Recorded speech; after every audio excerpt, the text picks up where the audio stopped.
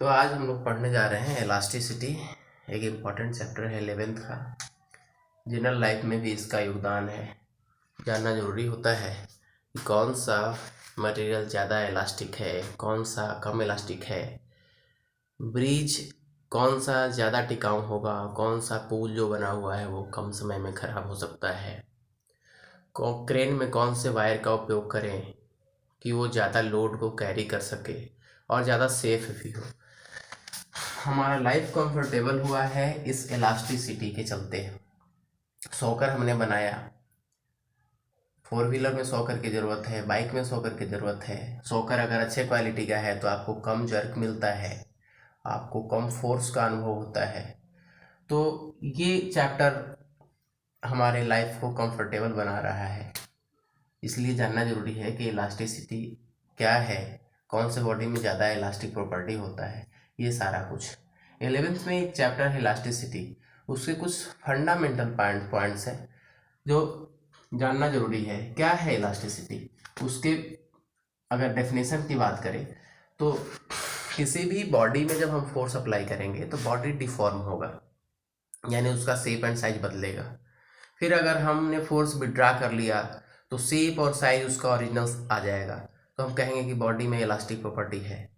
अगर हमने फोर्स लगाया और बॉडी डिफॉर्म हुआ और फोर्स जब हमने हटा लिया उस बॉडी से फिर भी बॉडी उसी शेप में है, तो हमने कहा कि ये इसके पास इलास्टिसिटी नहीं था, ये डिफॉर्म कर गया। तो इसका डेफिनेशन ये है कि जब बॉडी पे फोर्स लगाया जाता है, when your force apply to the body and after applying the force body deform, and when I will withdraw the force then body will gain its original shape and size. ये definition है, elasticity is defined as the property of solid by which body regain original shape and size on the removal of deforming force.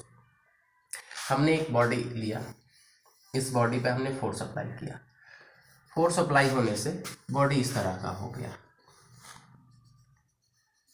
जैसे ही हम इससे force हटा लेंगे ये body फिर से ओरिजिनल शेप में आ जाएगा, तो हम कहेंगे कि यह डिफॉर्म हुआ था फोर्स अप्लाई होने के बाद, और जैसे ही हमने फोर्स विड्रा किया बॉडी फिर से अपने शेप एंड साइज में आ गया। जैसे हम एक एग्जांपल के तौर पे इसको देखें, एक रबर है हमारे पास, रबर पर अगर हम फोर्स लगाएंगे तो बॉडी अपने शेप में को चेंज कर लेगा। हमने फोर्स लगाया, इस शेप में आया, जैसे ही हम फोर्स विड्रॉ कर ले रहे हैं अपने पोजीशन पे आ जा रहा है।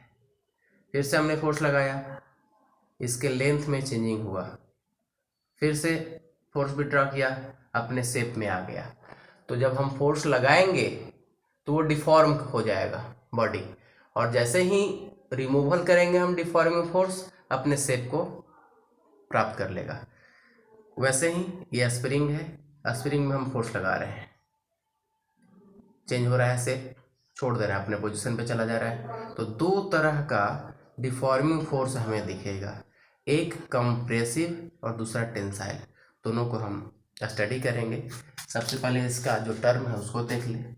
स्ट्रेस मिलेगा हमारे पास, उसके बाद स्ट्रेन मिलेगा। स्ट्रेस को हम कहेंगे फोर्स पर यूनिट एरिया। कौन सा फोर्स? Deforming force.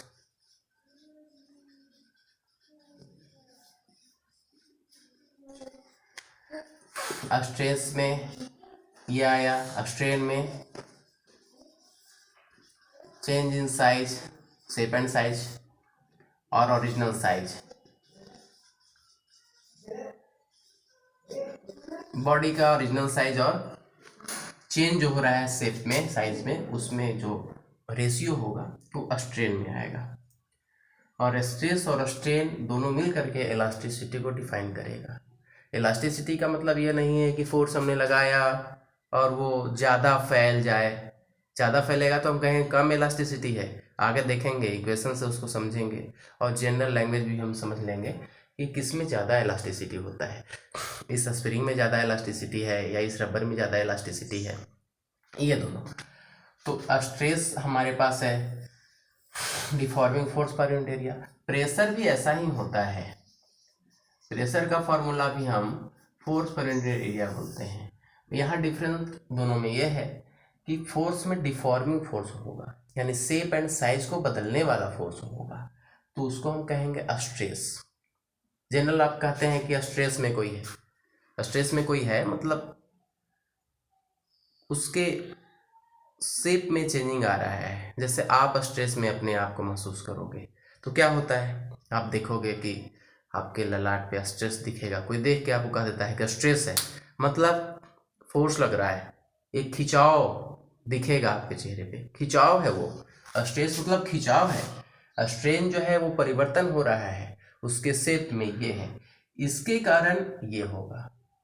जितना ये अप्लाई करोगे उतना ये होगा। इसी को हम आगे जाके के देखेंगे तो हुक्स लॉ मिलेगा हमारे पास।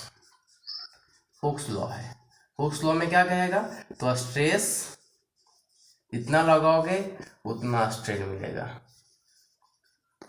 स्ट्रेस इज इक्वल टू के स्ट्रेन, डायरेक्टली प्रोपोर्शनल होता है स्ट्रेस और स्ट्रेन। जितना आप डिफॉर्मिंग फोर्स लगाओगे उतने में चेंजिंग उसके अनुसार होगा, उतना साइज चेंज, उसका शेप एंड साइज चेंज होगा। तो इसके बाद आ जाता है स्ट्रेस और स्ट्रेन का भी दो टर्म्स आपको मिलेगा, क्या होता है। और जो हुक्स लॉ बोलता है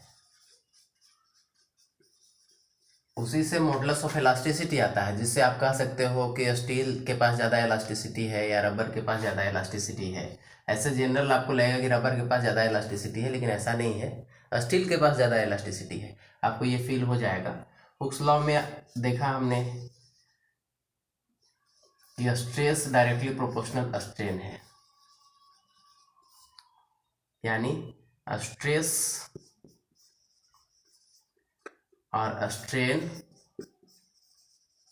ऐसे करके हम एक कांस्टेंट लिख सकते हैं, क्योंकि आप यहाँ पर स्ट्रेस स्ट्रेस के लगाओगे, स्ट्रेस इक्वल लगा करके एक कांस्टेंट लगाओ, स्ट्रेन लिख दो, के बराबर स्ट्रेस बाई स्ट्रेन। तो ये जो कांस्टेंट है इसी को कहते हैं मॉडुलस ऑफ इलास्टिसिटी। और एक मॉडुलस ऑफ इलास्टिसिटी है young modulus of elasticity. Modulus of elasticity short में हम बता रहे हैं कि स्टील ज़्यादा इलास्टिक है या रबर, स्टील ज़्यादा इलास्टिक प्रॉपर्टी वाला है या रबर ज़्यादा इलास्टिक प्रॉपर्टी। तो यंग मॉडुलस से हम ये जान ले सकते हैं कि स्टील के पास ज़्यादा इलास्टिक बिहेवियर है या रबर के पास ज़्यादा इलास्टिक बिहेवियर है। यंग मॉडुलस ऑफ इलास्टिसिटी या कोई भी मॉडुलस ऑफ इलास्टिसिटी इंडिकेट करेगा stress by strain. Young modulus of elasticity solid body के लिए है, जो हमारे लिए ज़्यादा इम्पोर्टेंट है। डेली लाइफ में इसका यूज हम देख सकते हैं, चाहे वो कोई मोटर्स हो, चाहे बाइक फोर व्हीलर या कोई ब्रिज हो, तो वहाँ पर यंग मॉडुलस ऑफ इलास्टिसिटी का यूज दिखता है हमें, क्योंकि इलास्टिक बिहेवियर नहीं होगा तो पुल नहीं ज़्यादा चल पाएगा। आप पुल देखते हो वो जंप करता रहता है, फ्लैक्सिबल रहता है, हार्ड रहेगा टूट जाएगा। फ्लैक्सिबल आप कह सकते हो इलास्टिक बिहेवियर है, फ्लैक्सिबल है, मुड़ सकता है, दब सकता है, फैल सकता है उस केस में। तो यंग मॉडुलस में क्या कहेगा, टेंसाइल स्ट्रेस और लॉन्गिट्यूडनल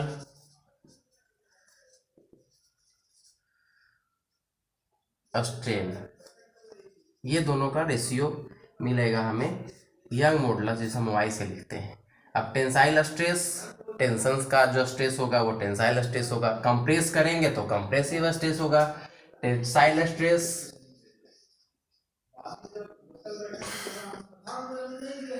बल लगा करके अगर हम खींच रहे हैं तो टेंसाइल हो गया, बल लगा करके अगर हम प्रेस कर रहे हैं तो कंप्रेसिव हो गया, कंप्रेसिव स्ट्रेस हो गया, ये स्ट्रेस मिलेगा हमारे पास। तो टेंसाइल स्ट्रेस में भी वही स्ट्रेस का formula, force per unit area divided by change in length, original length मिलेगा।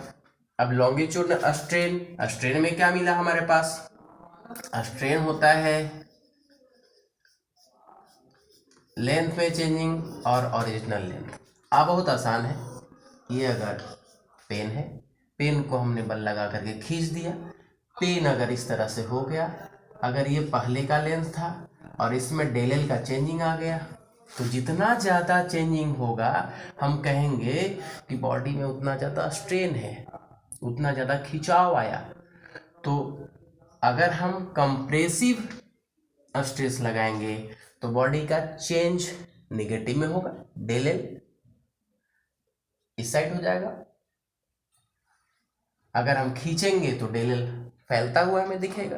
कुल मिलाकर के डेल एल बाई एल है, नेगेटिव पॉजिटिव का कोई मतलब नहीं है इसमें। जितना ज़्यादा स्ट्रेस लगेगा उतना ज़्यादा स्ट्रेन होगा, चाहे वो कंप्रेसिव स्ट्रेन हो चाहे टेंसाइल स्ट्रेन हो। तो अगर हम इस फॉर्मूले को आगे लेकर के चलें तो मिलेगा हमारे पास एफ बाई ए और एल बाई डेल एल। अब देखिए फैक्टर, मान लिया जाए एफ बराबर 10 न्यूटन हमने फोर्स लगाया है बॉडी पे, और 10 न्यूटन का फोर्स लगाने के बाद अगर बॉडी मान लिया जाए ए जो है 1 मीटर स्क्वायर का एरिया है, लेंथ अगर हमने 1 मीटर लिया हो, तो आप देखिए यहाँ फैक्टर कि डेल